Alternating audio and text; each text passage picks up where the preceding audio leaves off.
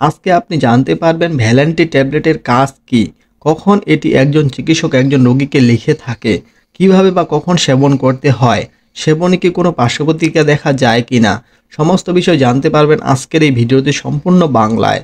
ভিডিওটি শুরু করার আগে আপনি যদি আমাদের চ্যানেলে নতুন দর্শক হয়ে থাকেন তাহলে এখনই চ্যানেলটি সাবস্ক্রাইব করে পাশে থাকা বেল বাটনটি অল করে দিন। আর চ্যানেলটি সাবস্ক্রাইব করে থাকলে আপনাকে অসংখ্য ধন্যবাদ।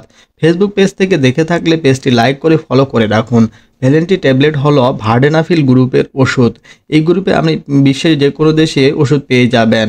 এই ভার্ডেনাফিল হচ্ছে ওষুধটির জেনেরিক নাম। এই জেনেরিক নামে আপনি বিশ্বের যে কোনো দেশে মেডিসিন পেয়ে যাবেন। ভ্যালেন্টি ট্যাবলেটের প্রস্তুতকারক কোম্পানি হলো এসকেএফ ফার্মাসিউটিক্যালস লিমিটেড। এই মেডিসিনটি আপনি আপনার নিকটবর্তী ফার্মেসি থেকে সহজেই সংগ্রহ করতে পারবেন। ভ্যালেন্টি 10 মিলিগ্রাম এবং 20 মিলিগ্রাম আকারে পাওয়া যায় ফার্মেসিতে। ভ্যালেন্টি 10 মিলিগ্রাম প্রতি পিস ট্যাবলেটের দাম 35 টাকা করে এবং ভ্যালেন্টি 20 মিলিগ্রাম প্রতি পিস ট্যাবলেটের দাম 60 টাকা করে। তবে সময়ের সাথে সাথে এই দামের পরিবর্তন হতে পারে। এখন জানুন কখন একজন চিকিৎসক একজন রোগীকে এই ভ্যালেন্টি ট্যাবলেটটি দিয়ে থাকে। এই ভ্যালেন্টি ট্যাবলেটটি মূলত পুরুষদের গোপন অঙ্গের সমস্যার জন্য চিকিৎসক প্রেসক্রাইব করে থাকে। যেমন আপনার গোপন অঙ্গে দুর্বলতা আছে, আপনি আপনার সঙ্গীর সঙ্গে মিলনের সময় আপনার গোপন অঙ্গ দাঁড়িয়ে থাকে না, তাহলে আপনি সেবন করতে পারেন এই ভ্যালেন্টি ট্যাবলেটটি। আপনার গোপন অঙ্গ নিস্তেজ আর গোপন অঙ্গ সতেজ করতে ডাক্তার প্রেসক্রাইব করে থাকে একজন পেশেন্টকে এই ভ্যালেন্টি ট্যাবলেটটি। পুরুষদের গোপন অঙ্গের উত্থানজনিত সমস্যার জন্য খুব ভালো কাজ করে এই ভ্যালেন্টি ট্যাবলেটটি। যে কোনো ওষুধ সেবনের পূর্বে একজন চিকিৎসকের পরামর্শ নিতে হবে। এখন জেনে নিন ট্যাবলেটটি কখন সেবন করতে হয়।